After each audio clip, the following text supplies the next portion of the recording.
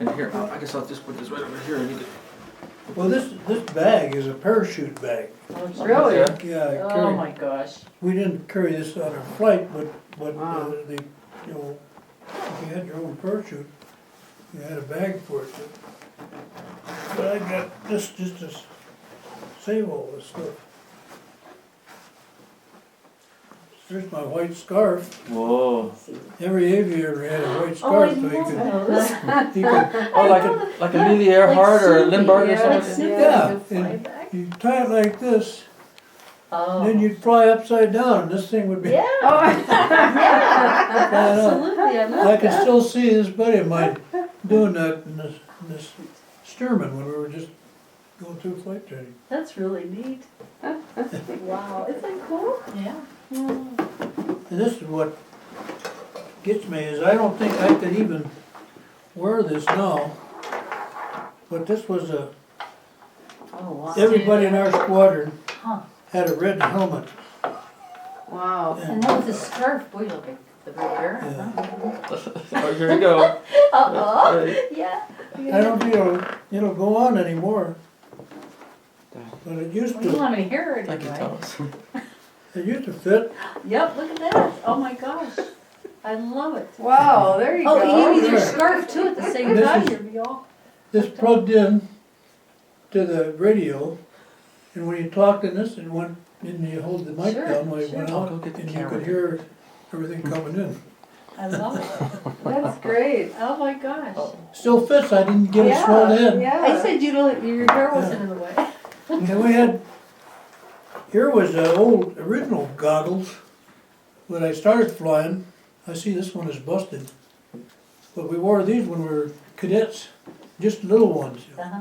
And this is the reason why aviators had to have 20/20 vision, because they wore goggles like this, and if you had to wear glasses, you couldn't wear the Oh, goggles. right, with glasses. wow. Huh. Now they've got these great big things that fit over the top of the Ah, glasses, Yeah. and even on the airlines now, as long as your eyesight is correctable to 20/20. I didn't know I they might have were in felt there. safer with you. That's where this was in here. Yeah, we had different visors for these. Just like when you ski, you know, you wear amber Yeah. glasses. And we had amber glasses that would fit in here too.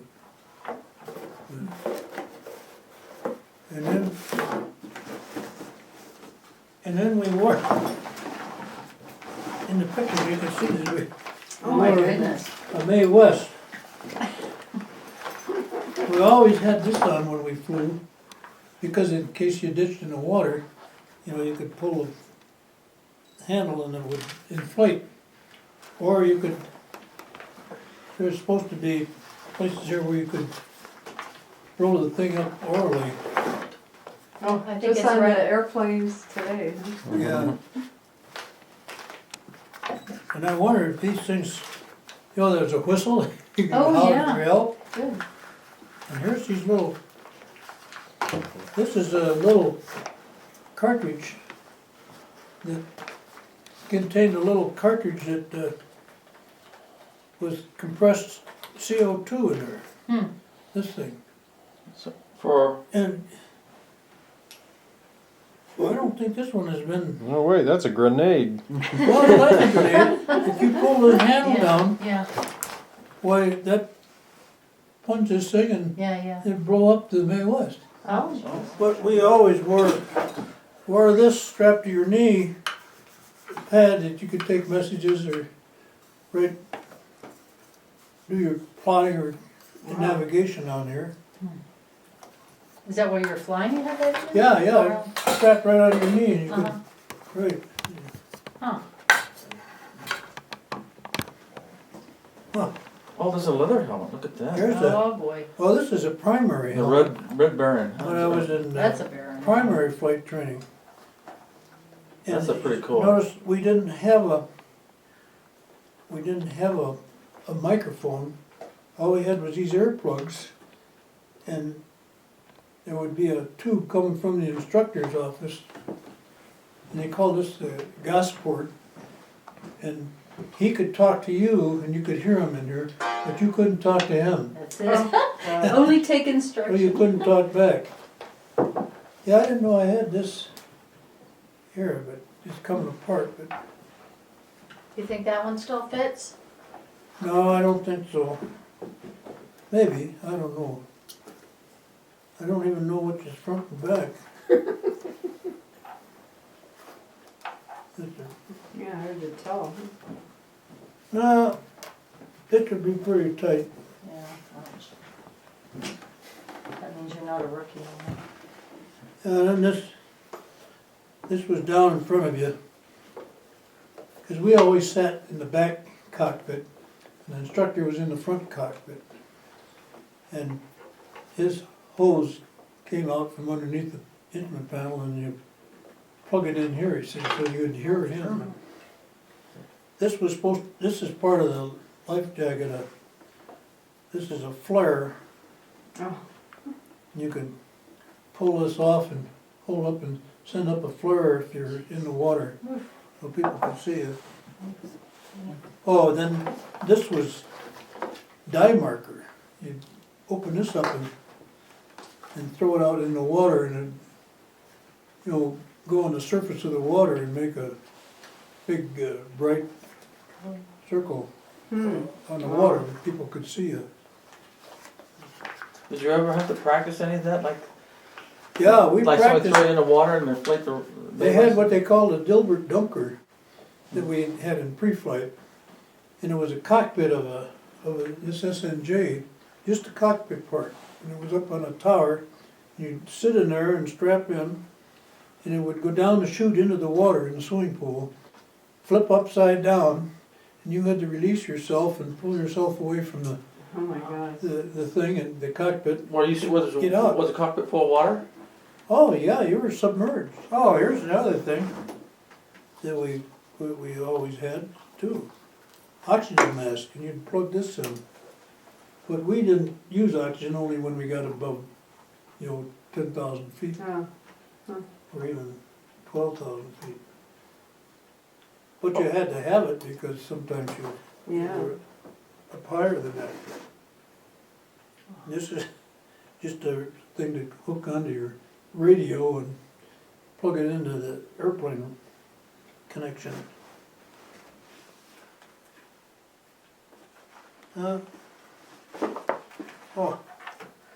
We had to know all the flag codes. If they were having radio silence, why you couldn't use your radio because the enemy would hear the radio transmission. So when you come back to the carrier, for example, you come back and you'd circle the carrier would turn into the wind, and when they were all ready to start receiving, well, they would hoist the P, which is prep in Charlie. Prep Charlie, that means prepare to land. So you get all set, you break off, and then you come around, well, then they would take the prep off and just have Charlie, and that meant you were clear to land. See? Then in those days, they had a landing signal officer that would give you instructions with the flags. Like if you were too high, you'd hold them high. If you're too low, you'd hold them low. Oh, wow. If you were too slow, he'd do like this, come on. If you were too fast, he'd drop one. I can still remember those. Wow. And if he give you a cut, two signals were mandatory. If he told you were too high, you'd be wise to follow his instructions, but you didn't have to. But when you got to the ship, if you weren't in shape or if the deck wasn't clear, he'd give you a wave off. Huh. And you had to take that wave off. It was a court-martial offense Wow. to land because you could damage a whole lot of airplanes. And then if he gave you a cut, he'd bring your cat out like this, then you close the throttle and land. And the idea was you'd fly just above stall speed all the way around. When you got over the ship, he'd give you the cut, and when you closed the throttle, man, you landed just like that. And then your tail hook would catch a wire. Hey. And So you had to like make just a split second decision then, huh? Yeah. Well, yeah, when, you didn't have to, you didn't even allowed to make a decision. When he give you a cut, you had to cut, even if you're gonna land in the water. Well, then that flagman's Ah, coming. here's my notepads and everything, look at here, get a haircut, flight certificates. 11/23/1948. Huh. Yeah, I better, That was your I better It get was? rid of this, there might be, here's the emblem for our squadron. VA 3 Baker. Meant, attack, VA was, the 3 meant the 3, Air Group 3, and B was the bombing group. No, it was you see if there's a picture of a bomb, Oh, and a picture of the carrier in the middle. uh-huh. That was our emblem that we had on our flight jackets. Huh, I didn't know that was there either. It's more of those cards, those flag cards, huh? Yeah, these are flashcards for the thing, I'm just gonna leave them in there. God, I don't know what, there's buttons in here and What's this big canvas? This is the double one? This is yeah, it fresh. is. Huh. There's a part of a cigarette holder. Can you imagine that? I think I was a dope addict probably. Here's my dog tag.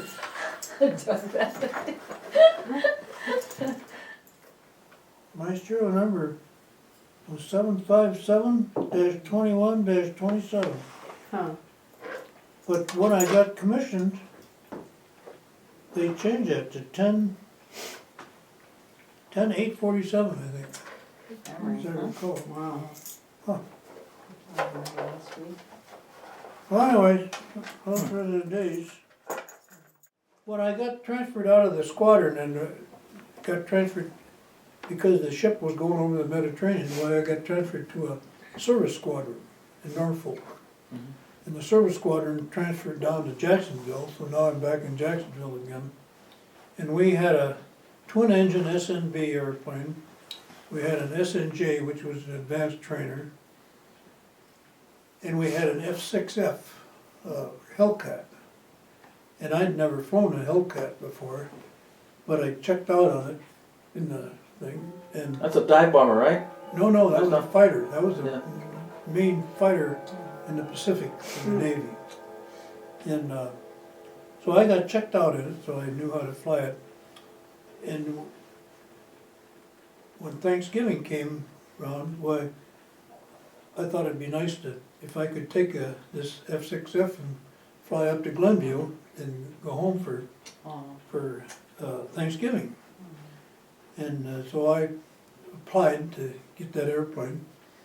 And the guy that was in charge of the group commander was a guy by the name of Turner. I don't know, I think it was Jack Turner. And he had been on the Roosevelt when I was on. You know, he was a big shot. He was a full commander. Anyway, I had to go see him, you know, and to get permission to take this airplane for the weekend. And when I told him I was, you know, from the Roosevelt, the squadron, oh, he said, well, in that case, you know, to let you go, I know you can take care of yourself. So he gave me permission to fly this Wow. F-6F. So to get there, you know, for a decent hour, I started early in the morning. I had to leave early in the morning before it even got light. And for some reason or other, my headset had a short in it. Oh. And when I got on the airplane and got the engine started out, why, I could follow the taxiways and I knew what runway was, but I called for takeoff clearance and I didn't hear any reply. So then they gave me a green light. So they cleared me for takeoff. So I took off in the dark, headed out and headed up, and I wondered how in the hell am I ever gonna get, I was gonna refuel it in Atlanta, see. Oh, I God. said, how am I gonna find Atlanta in the dark, you know? Oh, my God. Yeah. Oh, gee. So I'm flying, and all of a sudden I see these lights, a whole string of lights. You could see them for as far as you could see the horizon. And they were the old airway lights. And all I had to do was follow them, and it took me right to Atlanta. Oh, thank goodness. So by that time it was getting light then, see. And You're here. so I landed at Atlanta and Wow. got fueled up. Now I had enough fuel to get all the way to Chicago. So I took off from Atlanta and through Chicago. Well, what about your radio contact? Did you have? Yeah, after I got going, you know, I monkeyed around and I finally got it so it was working. Oh, So I could call the tower at Atlanta and Oh, get cleared to land, yeah. So And, scary. you know, it was this helmet, this is what I always wore, and somewhere in there was something loose. But it worked out okay. And, well, I got refueled and took off from Atlanta. Then, you know, we had air maps, and it was all what they call dead reckoning, or pilotage. You'd look at the map and you'd go on the heading you thought was right and follow checkpoint by checkpoint. I don't know what I'd done if I, you know, would have hit Yeah. bad weather. oh. Well, then I get to Gary, and all the smoke and smog and everything, Yeah. I couldn't hardly see Chicago. Oh, And I figured there's no way I'm gonna find Glenview, because I can't see far enough. But I started up the lake, you know, and then so I tuned in those days they had low frequency radio ranges. oh. And they had one at Glenview. And they had one leg, they usually would have 4 legs on them. They had one leg that went out right across Lake Michigan, east to west. And so I tuned in that radio and listened, and I got a off the beam signal. But I knew if I kept going, then pretty soon I started to hear the signal. And I forget whether I was in the N or an A quarter, but you'd hear da, and then you could start to hear the steady range. You know. Huh. And when you got close enough, the da would change and you'd be on. So I turned to that heading. It Oh, good. took me inbound, took me right to Glenview. So Wow. I landed. Amazing. And this doesn't have anything to do with flying or the Navy, but it was the day where the East-West football game Oh. was on. Oh, God. And Grandpa never High missed school. an East-West football game Right, right. in 40, 50 years, see. So he wasn't gonna come in and get me. So they got Charlie Bacchus.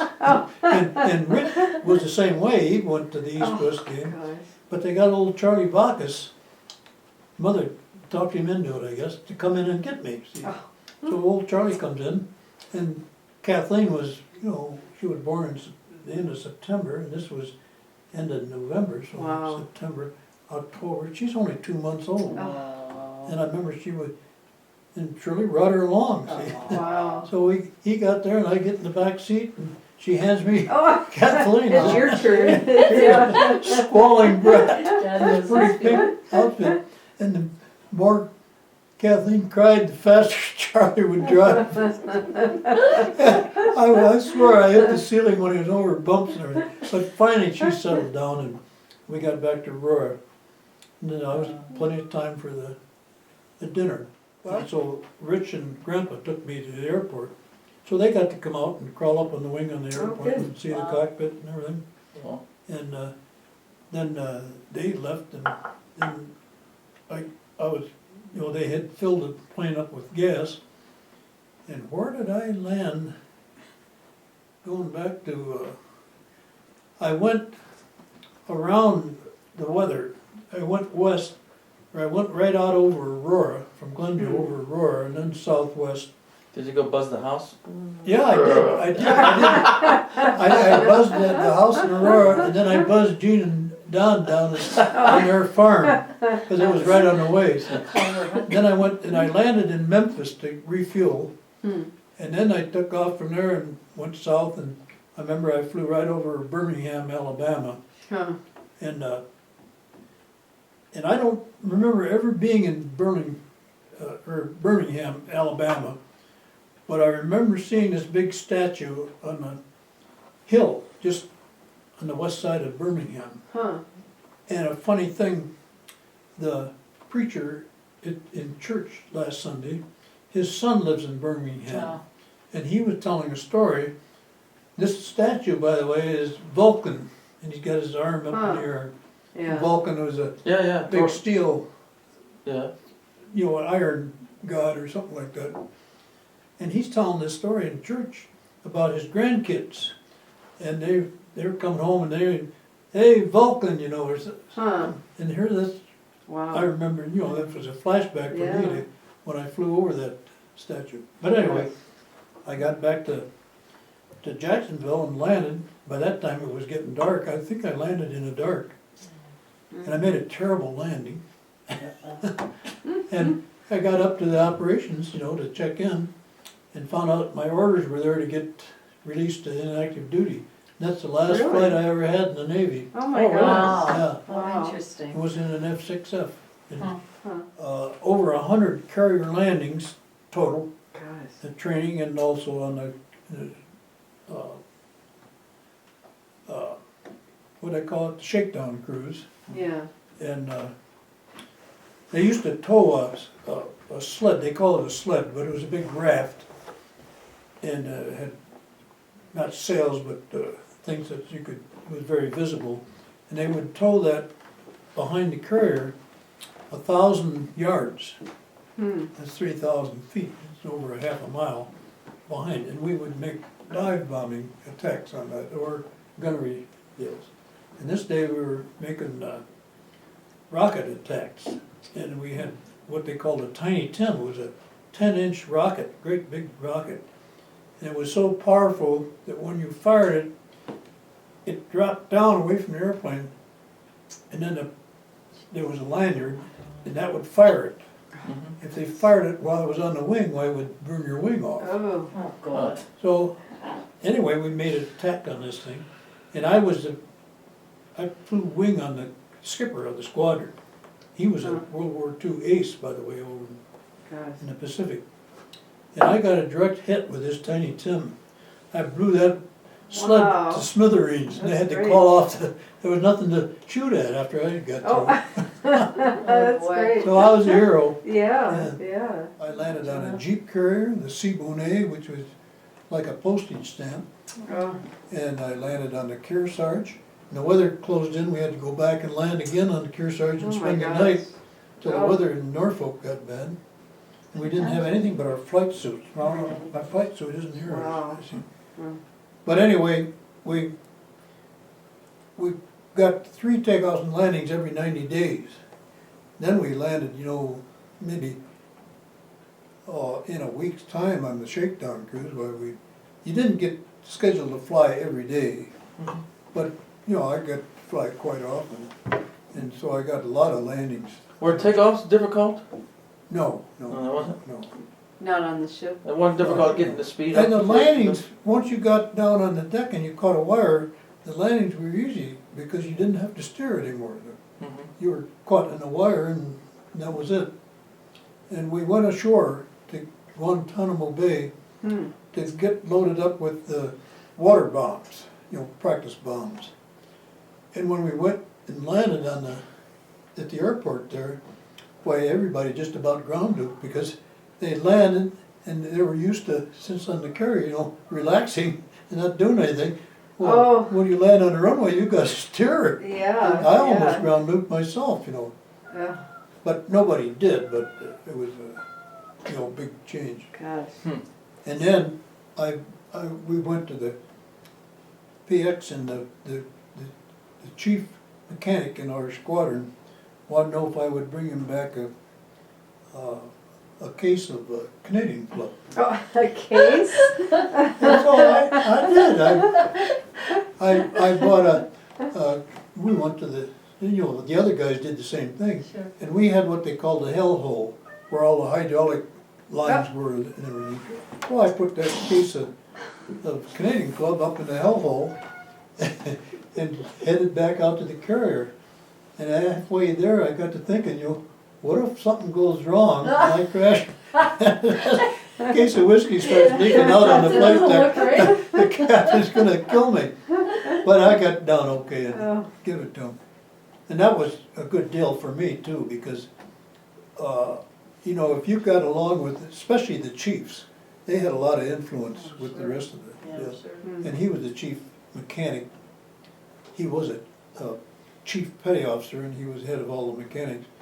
And I got him to soup up the engine. We had water injection on these engines, and if you put that on, it injected water into the fuel-air ratio that went into the pistons, and you could run it faster or more power, you know. With water and a Yeah, by water injection, you could get more power out of the Really? engine. And, well, because you got more RPMs. Yeah. It would, the water would cool the mixture, so you wouldn't get too high a temperature in the engine. Oh. So you could push it harder. So I made a bet with the guys that I could take off and I wouldn't settle. You know, most of the time you took off and you settled a little bit Yeah. before you could climb. I said, I'll bet you I can take off and get off before I get to the end of the flight deck, and I won't settle. And so they all took me up on it. See. So I got the chief that I brought this, I said, "See, would you hook up the water injection thing on this airplane for me?" So they didn't know I had souped up, see, so I souped up and I took off, and I won the bet. I bet. So when you came back from Illinois, that was your last flight, an active? When I come back from that flight to Illinois well, that was Thanksgiving of 1948. Wow. That, Huh.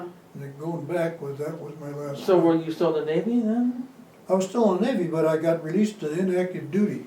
So that was 4 years then? Well, that made 5 years for Oh, me. 5? Yeah. Yeah. Huh. Because I signed up for 4 years, and we went to V12 for a year, college.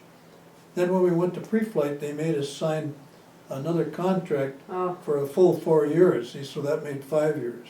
Huh. But when the war ended, we had our choice. We could get out, we could stay in till we got our wings and then get out, or we could fill out our whole contract. Mm. And I was, you know, I liked it and enjoyed it so much, I wanted to stay in. Yeah. In fact, I wanted to make a career of it, but I didn't put my application in at the right time for a regular commission, so I was just a reservist. And I was afraid that down the line, you know, the Navy takes care of their own, and so does the Army. And I would be a reservist, and when they're cutting back, why, Oh. who gets chopped the first? Yeah. And I thought, well, I'll be a 40-year-old guy or a 30-year-old guy and don't have a college degree or anything except flying airplanes. And I better get out and go back to school while I still Huh. could. Yeah. And in February, I went back to Purdue. Mhm. Yeah. But I had to buy a trailer. We couldn't get a house. Oh, okay, so that's when you started. my with gosh. the Yeah, that's trailer. when I lived in a trailer. I lived in a trailer for 2 years. I graduated in 2 years then, so I really only went to college for 3 years. Oh, good. But they give me credit for all of my Navy training and everything. So I was able to get a degree, a mechanical engineering degree in 3 years. Whoa. And I already had 1 year, see, so it was 2 years that we went to school down in Purdue. Then I So, went to work for the power company and bought a house in Joliet. yeah. And And trouble number 2 came along. yeah. And I can still remember taking Kathleen over to Beck's when Joanne was due. I had to take Shirley to the hospital, and she told Beck she was going to stay there because my mommy's going to get me a brother, Uh-oh. a little brother. No wonder. Yeah. And we got fooled. Yeah. And then I wasn't John Charles. no, and then when Patty came along, well, I thought sure we'd have a boy then. And I remember I was working for the airline by that time, but there was a guy that I used to work with public service that lived down the street, and he cut hair in his spare time, you know, what do you call it, freelance. Oh, yeah. And so I was over getting a haircut, and right after Patty was born, and I was complaining, I guess, about, you know, I wanted a boy and carry on the name and everything, and now you got a girl, another girl. And he says, just be happy that you got another girl. She's probably the one that'll take care of you in your old age. Whoa. So, well, you know, if I'd had three boys, well, what I've done now this last year, Yeah. stayed with Vern and Gladys for, hey, that works pretty good now. Yeah, yeah. It's not the right time. It's still running. It's running to be bad. It's California time. Yeah. But anyway, I worked for a public service company for 5 years. And every time one of my jobs was to go out and collect the coal samples. They had a sampler machine out at the breaker house, they called it. And I had to go out and get those coal samples and bring them back in, and we'd check the moisture and then send samples into the lab, and they'd give us what the BTU content was to figure out our efficiency. And I'd be out there.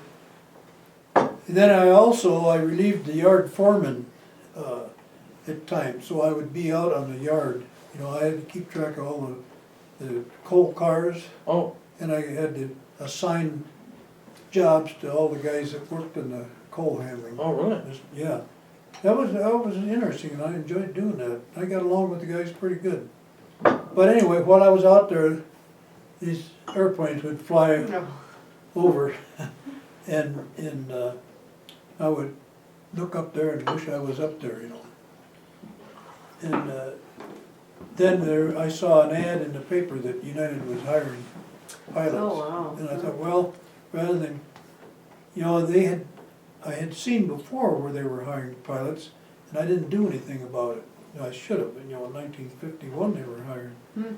And I told Shirley that, well, I'm going to at least apply, so I won't be kicking myself the rest Yeah, of the... satisfy your curiosity. huh? I thought they'd never be interested in me, you know, a dive bomber pilot. Yeah. And so I went in there and I found out that I had to have a instrument rating before they would hire me. But they would hire me if I got a instrument rating.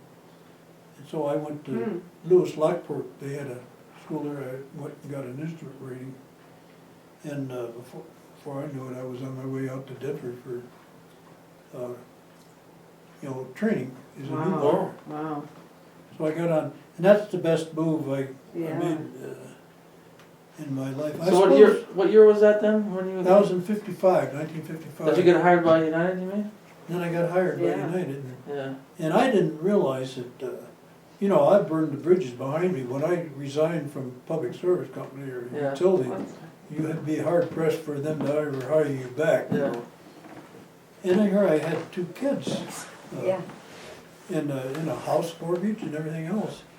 And so I come out to Denver, you know, and then I find out if you flunk out, what, you're gone. And I didn't have a job to go back to or nothing, you know. So that really put the pressure on me, but I got through okay. And then it was tough picking because I went from about $500 a month to, I think we got $175 when we were in school. And what was it when we got on the line? $250. Unless you got on reserve, then you could get $450 a month. But within a year, I moved from engineer up to co-pilot. Wow. And That was the airlines were expanding at that time in 55 and 56. Well, all the way up until, you know, the 80s. They were doing real good. So I was doing what I liked to do. I was flying airplanes, and I really was enjoying that. And I was making a lot more money than I ever would have been with the power company. I would have done okay with the power company. I think we would have had a comfortable life, but nothing like it turned out. I flew as a co-pilot for about 5 years, and then I had to go through what they called upgrading training to get your air transport rating. And my instructor was Tom Hyland. He was an old Navy pilot that was working at the training center. One of the best instructors I ever had. And he was impressed with me too, and he recommended me when they were looking for instructors. And so the guy that was the head of the to flight training in the training center, sent me a note and said I should come out for an interview if I would be interested in the job as a flight instructor. So I did come out there. That was another good move Yeah, I yeah. made, because I got to work as a flight instructor and I got a rating in the DC-6. And then when the Caravel came along, where I was lucky to get selected to go over to France and learn the Caravel. And when, in those days, when you got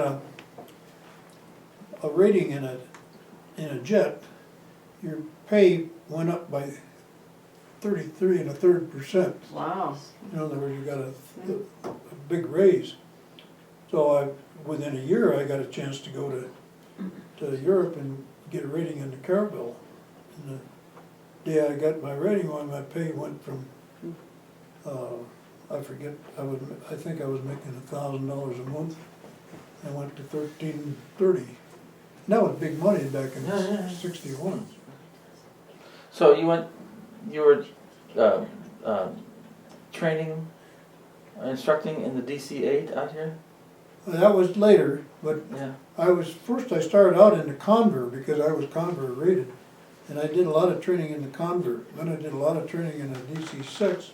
And when I got to go to Caravel, then I did a lot of training in the Caravel for a while. Mm-hmm. Then my old Navy buddy, who was a cadet of mine, he was the head of the prop, the DC-6 program. Mm-hmm. He asked me to be his assistant. What that meant, I don't know. If they had problem students, why I would take them and work with them. And so I did that. And then I got a chance to go to be an instructor in the DC-8. Mm-hmm. Remember Charlie Beck? Yeah. He was the head of the DC-8 program, and he was looking for guys. Is this still a prop plane, the DC-8? No, DC-8 was a 4-engine jet. Okay. It was a queen of the fleet at that time.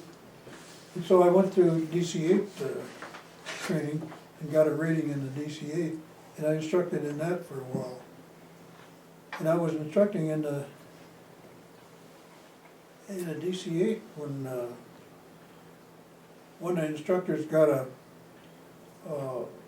unionized, and they got their own seniority list. See, well, I was a line pilot. I already had a seniority number way senior to these guys as far as the line was concerned. But they were senior to me now in the training center.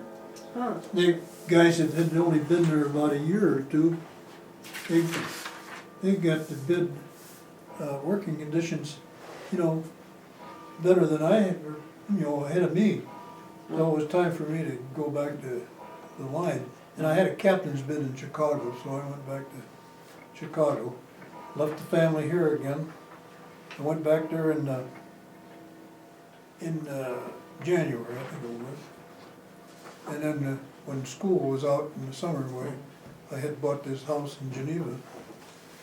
And so then they moved back. But they didn't like it back in Illinois. They wanted to go back to Denver, where the clouds are night sky, cloudy all day, and so on and so forth. Yeah. Well, that's so nice. You got to, travel from Geneva to Arizona to Denver. Yeah, All we've those had a years. good. That was several years. We've had a good That's right, life. that was a lot of years, huh? And I Yeah. did a lot of things that I never expected to do in my life. And so I can't complain about, I had a good. Can you put that scarf on one more time? That's what I was thinking, the same thing. I was like, can you put that on one more time? With the helmet, with the Oh, with the helmet, oh. Yeah, I know, that's what I was thinking. It says USN. Yeah, it's a regular Oh. Navy. Wow. We had to tie these, so there was one that was longer. Really? So it would hang out the cockpit and fly in the wind. See, everybody wanted to be a Red Baron, that's why we got these. Oh. We had to buy these ourselves, but everybody in the squadron got it.